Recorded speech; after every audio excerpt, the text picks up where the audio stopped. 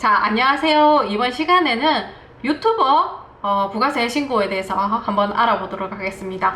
이 영상도 마찬가지로 제가 신고 영상은 1부, 2부로 나눠서 2부는 멤버십으로 제공되고 있습니다. 자, 1부 보고 괜찮다, 내가 원하는 강의가 맞다 하시는 분들은 멤버십 가입하셔서 2부를 보셔야 됩니다. 홈택스로 신고하는 영상을 보기 전에 이제 유튜버 유형과 그에 따른 세금이 어떻게 있는지, 그리고 어떤 유튜버는 부가세 신고를 해야 되는 유튜버가 있고요, 안 해도 되는 유튜버가 있습니다. 그거 먼저 확인하고 홈택스로 신고하는 방법을 알아보도록 하겠습니다. 유튜버 유형에는 두 가지가 있습니다. 크게 MCN에 가입한 분이 있습니다. 자, 그분들은 수익 구조가 그 회사에서 3.3% 띄고 수익을 줍니다. 이건 국내 거래죠. 그러니까는 이분들은 일반 프리랜서와 동일하게 취급을 받습니다. 그래서 부가세 신고 의무는 없어요. 소득세만 신고하시면 되고요. 이제 직접 광고 수익을 애드센스 구글로부터 송금받는 경우 이분들은 사업자 등록 의무가 있고요. 그 다음에 부가세 신고 내지 사업장 현황 신고를 하셔야 되고요. 그리고 그 금액에 대해서 이제 소득세 신고를 해야 됩니다. 애드센스로부터 송금받는 여기에 해당되는 분이죠. 근데 여기에 해당되더라도 코드 번호가 두 개로 갈리면서 부가세 신고를 해야 되는 유튜버와 그리고 사업장 현황 신고를 해야 되는 유튜버가 있습니다. 자, 뒤로 가보시면, 자, 사업자 등록할 때 인적 또는 물적 시설을 갖춘 경우하고 인적 또는 물적 시설이 없는 1인 창작자인 경우하고 다르게 사업자 등록을 할 수 있습니다. 자, 인적 또는 물적 시설을 갖춘 경우 이렇게 해서 업종명 미디어 콘텐츠 창작업 업종 코드 921505로 등록이 된 분이 있을 수도 있고요. 1인 미디어 콘텐츠 창작자, 기타 개인 서비스업 이렇게 해서 940306으로 등록을 하신 분이 있을 거예요. 2번 같은 경우에는 자, 부가가치세 면세 사업자예요. 사업장 현황 신고가 있고요. 부가세 신고는 의무가 없습니다.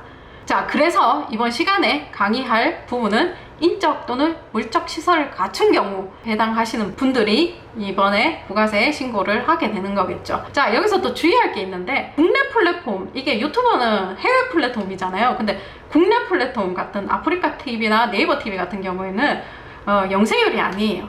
이거는 알아두시기 바랍니다. 자, 부가세 과세 영세율 사업자 부가세 신고 의무 있는 유튜버에 대해서 강의를 진행을 할게요. 자, 뒤로 가시면 일단은 수익 금액을 확인을 해야 돼요. 자, 계정 다 있으면은 여기 결제 정보 가면은 내가 받은 금액이 이렇게 나와 있죠. 부가세 신고 기준이 되는 금액이라고 보시면 됩니다. 자, 그리고 이거는 영세율 첨부 서류라고 해가지고 자료 첨부를 해줘야 돼요. 밑에, 그리고 외화 입금 증명서라고 해가지고 이 두 개는 나중에 자료 첨부를 별도로 해주셔야 되니까 별도로 파일 만들어서 관리를 하시고요. 외화 입금 증명서 같은 경우에는 내가 그 돈을 받는 은행에 가면, 지금 이거는 국민은행인데 이렇게 해서 비슷한 서식으로 해가지고 발급 받을 수 있는 게 있을 겁니다. 그거 찾아서 발급 받으시고요. 이것 또한 자료 첨부가 되어야 됩니다. 자, 수익금액 환산이라는 게 있습니다. 자, 우리는 달러로 받죠? 달러로 받으니까 그 환율을 어느 날짜에 적용해야 되는지 그 문제가 생기는 거죠. 자, 공급 시기는 이게 아직까지 유튜버가 신종 업종이다 보니까는 뭐 딱 나와 있는 걸 못 찾겠더라고요. 그래가지고 제가 세법을 보고 가장 가까운 쪽에 제가 해석을 했는데, 제가 지금 본 거는 공급 시기 같은 경우에는 영무의 제공이 완료되고 그 공급가액이 확정되는 때라고 봐가지고 매월 말일로 판단을 한 거죠. 그 유튜버들 애드센스 그거 보면은 매월 말일로 해가지고 광고 수익을 끊죠. 그러니까 저는 매월 말일로 판단을 했습니다. 자, 그리고 환율 같은 경우에는 외환거래법에 따른 기준 환율 또는 제정 환율이라고 되어 있는데 그냥 매매 기준율이라고 생각을 하시면 됩니다. 자, 그래서 따라서 저는 매월 말일자에 매매 기준율로 환산한 금액을 수익금액으로 인식을 했습니다. 자, 보시면은 환율 조회는 제가 월말에 매매 기준율로 조회를 했고요. 금액 쭉 나오죠. 이 금액. 이 환율을 가지고 수익 금액을 환산을 합니다. 애드센스에서 조회된 외화를 조회된 환율에 곱해서 금액을 원화를 산출하게 되죠. 7월부터 12월까지 합계 금액이 234만 7천 원이라고 했을 때 이 금액이 이제 부가세 신고 시 영세율분 6번 영세율 기타 매출분 금액의 입력될 수 있도록 그렇게 산출을 합니다. 자, 그리고 실제 입금이라고 적어놨는데 이거는 국민은행에 실제 들어온 돈을 말합니다. 환산한 금액하고 실제 금액하고 다르죠? 실제 금액이 더 적죠? 이게 왜 그러냐면 원천징수 때문일 수도 있고 다른 이유가 조금 있을 수도 있는데, 제일 큰 이유는 미국 자체에서 이쪽으로 들어올 때 원천징수 하는 금액이 빠져서 들어오기 때문일 거로 제가 판단이 되고 있고요. 그래서 금액은 그 큰 금액인 애드센스에서 조회된 금액을 가지고 수익 금액을 환산하는 겁니다. 자, 홈택스에 들어가는 방법이 두 가지가 있죠. 개인용 인증서로 로그인하는 방법과 사업용 인증서로 로그인하는 방법이 있습니다. 자, 개인용 인증서 같은 경우에는 로그인 하시고 사업장 선택하시고 부가세 신고를 하셔야 되고요. 사업자 인증서 같은 경우에는 로그인만 하시고 바로 신고 납부 들어가셔도 됩니다. 자, 그러면은 내가 개인용 인증서로 로그인 했다라고 가정하고 한번 들어가 보도록 하겠습니다. 자, 사업장 선택하시면 이런 팝업이 뜨는데, 내가 사업장이 여러 개다 하시는 분들은 여기에 여러 개 뜨니까는 그 각각 별로 들어가서 부가세 신고하시면 되겠습니다. 자, 선택하시고 사업자로 변경하기 누르시면 됩니다. 자, 이런 홈택스 내비게이션이 뜰 수도 있고 안 뜰 수도 있습니다. 자, 떴다라면 부가세 확정 신고 이쪽으로 들어가셔도 되고요. 안 떴다라면 자, 신고 납부 부가세 신고 이쪽으로 들어가시면 되겠습니다. 들어가면 이런 팝업이 뜨죠. 2023년 1기 확정 부가세 전자신고 안내사항이라고 나와 있습니다. 홈택스에서 제공하는 그 화면에 보이는 글자는 다 읽어봐야 되는 겁니다. 세법과 관련된 사항을 거기에 다 적어놨습니다. 여러분들이 질문하는 대부분은 그 안에, 그 화면 안에 질문의 60% 이상, 70% 이상의 답이 거기 안에 있습니다. 왜 나는 카드 조회가 안 되나요? 나는 왜 세금계산서 매출 조회가 안 되나요? 밑에 보시면 주요 자료 조회 서비스 제공 일정이라고 나와 있습니다. 이 기간이 지나야지 국세청에서 이제 홈택스에서 자료를 제공한다라는 뜻입니다. 뒤로 가보시면 이제 세금 신고 내역 조회, 신고 부속 증빙 제출, 그리고 삭제 내역 조회가 있는데 삭제 내역 조회는 거의 없을 거고요. 자, 세금 신고의 일반과세, 정기신고 이쪽으로 들어가면 되는데, 자, 위에 메뉴 한번 다시 보시면은 자, 신고 내역 조회라고 있습니다. 세금 신고 다 하고 내가 전송까지 다 한 내역을 여기 가면 볼 수 있다라는 거죠. 신고서 뽑을 수 있고요. 그리고 납부서 여기 가면 뽑을 수 있습니다. 자, 옆에 보시면 신고 부속 증빙 서류 제출이라고 있는데, 이 부분이 언제 사용되냐면 고정자산이 매입이 있는 경우 이 메뉴를 쓰게 되는데, 자, 부가 23번 영상에 제가 자세하게 설명했습니다. 고정자산 매입 있으신 분들은 거기 가서 보시고요. 그리고 또 한 가지는 영세율 첨부 서류를 여기 넣는데, 유튜버들 보면 애드센스에서 이렇게 달러로 돈을 받죠. 그 사람들이 이제 달러를 돈을 받았는지 안 받았는지 그 증빙 서류를 여기 올릴 때 사용하는 거거든요. 그리고 예정고지세액 조회 여기 있는데, 예정고지 있는지 한번, 납부한 금액이 있는지 없는지 한번 확인해 보시고요. 정기신고 세금비서 서비스라고 있는데 지금 들어가 봤는데 뭐 안 되는 것도 많고 좀 그렇더라고요. 이게 만약에 활성화되고 제가 봐서 좀 도움이 된다 하면 이것도 따로 찍을 예정이거든요. 자, 그리고 기한 후 신고 있거든요. 내가 이번에 7월 25일까지 1월 25일까지 신고를 못했다, 아예 못했다 하시는 분들은 기한 후 신고를 해야 되는 거죠. 7월 25일까지 1월 25일까지 신고 못하고 있다가 내가 보니까 지금 7월 26일이다 그러면 26일부터는 기한 후 신고로 들어가셔야 되고요. 수정신고나 경정청구 같은 경우에는 정기신고를 했는데 내가 고쳐야 될 게 있다 그러면 수정신고나 경정청구로 들어가셔야 됩니다. 자, 그러면 일반과세자 정기신고 여기 들어가 보도록 하겠습니다. 자, 기본정보 입력이라고 나와 있고 다 다른 건 세팅 다 되어 나와 있죠. 그리고 여기 사업자 등록 번호에 넣고 확인 누르시면 밑에 세부사항은 다 나오거든요. 자, 저장 후 이동하시면 되는데, 자, 내가 이번 기간에 휴업 상태라서, 폐업은 아니죠. 사업자 등록 번호는 살아있는 상태니까 휴업 상태라서 매출도 없고 매입도 없습니다 하면 무실적 신고 여기로 클릭해서 들어가면 바로 끝나거든요.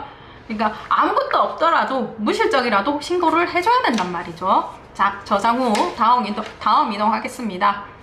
자, 이동하면 이런 메뉴가 보이죠.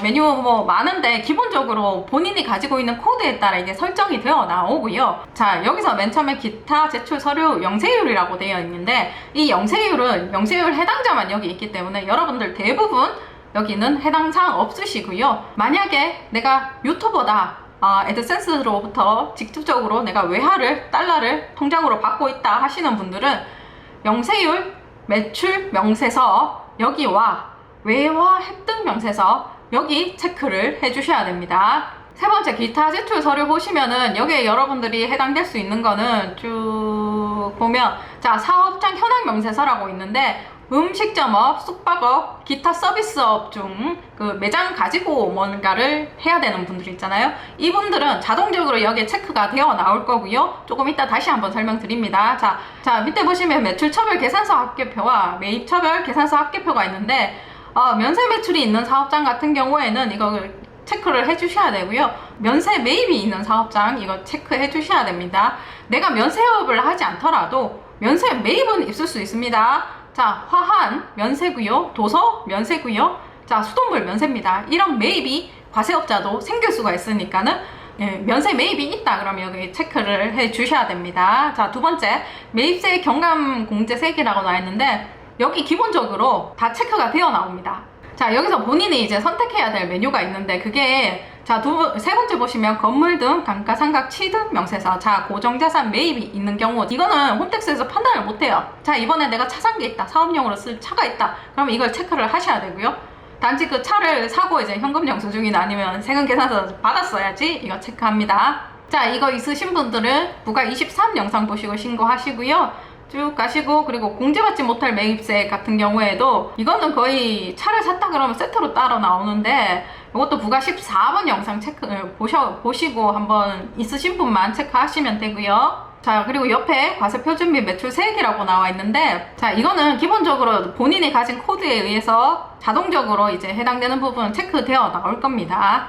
자, 밑에 경감공제세액하고 예정고지세액하고 기납부세액하고 가산세도 있는데, 여기도 기본적으로 다 체크가 되어 나오거나 아니면 신고서에서 다 보이더라고요. 자, 가산세도 거의 여러분들 없다라고 생각을 하고 넘어가겠습니다. 자, 저장 후 다음 이동하시면 조기환급 체크리스트라고 뜹니다. 귀하는 조기환급 대상 영세율을 선택하였습니다. 영세율 메뉴를 선택했기 때문에 나옵니다. 그래, 관련 증빙자료 제출을 해주시기 바랍니다. 제가 조금 전에 이론 설명 드릴 때 이거 두 개는 증빙자료로 제출을 해야 된다라고 말씀을 드렸죠. 그 서류를 말하는 거고요. 자, 제출 경로는 신고 납부, 부가가치세, 신고 부속, 증빙서류 제출, 여기로 해서 제출을 해달라 이 말이거든요. 자, 닫기 누르시고요. 자, 사업장 현황 명세라고 뜨시는 분들 있고 안 뜨시는 분들 있을 거예요. 자, 아까 설명드렸죠. 음식점업, 숙박업, 기타 서비스업을 영위하는 사업자는 아래에 사업장 현황 명세서를 작성하여야 됩니다. 이렇게 나와 있습니다. 자, 가게를 가지고 하는 사람들이죠. 자, PT샵, 헬스장 이런 것도 다 여기에 해당이 됩니다. 이거는 딱 맞게 안 적어도 됩니다. 매장의 규모에 비해 이 매출이 맞냐 이런 상황을 점검하기 위한 거지, 대강 현황만 적으시고 입력 완료하시고 넘어가시면 되겠습니다. 자, 그리고 나중에 신고할 때 보면은 뭐 사업장 현황 명세서 첨부하지 않았습니다. 이런 오류가 뜬다라면 이거를 작성 대상인데 이거를 작성을 안 했다는 뜻이거든요. 체크 메뉴 가서 이 체크 하시고 이거 작성하고 신고 누르기 하면은 오류 없어져요. 뒤로 가보시면 이게 우리가 작성해야 될 그 신고서인데, 자, 제목이 있어요. 메뉴에 제목이 있는데 이 제목을 가지고 잘 따라와야 되는 거죠. 화면이 비슷비슷하다 보니까 여러분들 글자를 안 보고 글자를 안 읽고 화면을 보고 비슷하면 그 화면이 이 화면인가 하고 신고를 합니다. 하지만 그 화면이 이 화면도 아니고요.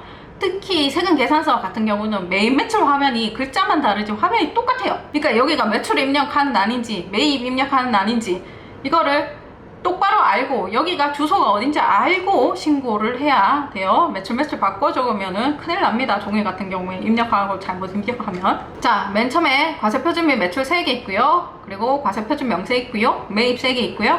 경감공제세액이 있고요. 그 다음에 최종 납부 환급세액이 있고요. 국세 환급금 계좌 신고 있습니다. 자, 영세율 상호주의 있고요. 면세 사업 수익 금액 있고요. 계산서 발급 수치 명세에서 이렇게 카테고리가 이렇게 나눠져 있는데, 여기 옆에 보면 작성하기 다 나와 있죠.